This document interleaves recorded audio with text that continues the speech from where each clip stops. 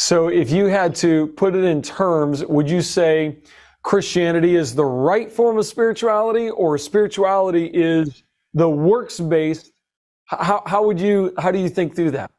Yeah. So I would argue now, looking back, that when people say, "Oh, this was a spiritual experience," or "I had a real spiritual experience," I went to a sweat lodge, or even I took a psychedelic drug like dimethyltryptamine, right? Like the DMT, the spirit molecule. People are like, "I had this amazing spiritual experience." What they're really experiencing is hypercarnality. It's carnality to such a degree that they've never experienced before, and thus it feels spiritual, but it's actually farther from God and his mode than they've ever been perhaps before, because now they're seeing themselves as divine. They're like, I became one with the consciousness of the universe, right? What you've done now is you've fully accepted the original lie that Satan put upon our original parents, that you will be as God. So spirituality is, I will be as God.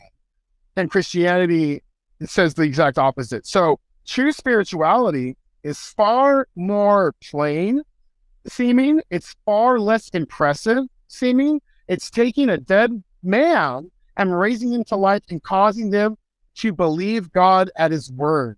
And so the more spiritual a Christian is, the less impressive it's really going to be. They're going to know the word of God. They're going to be walking in a holy, pure life.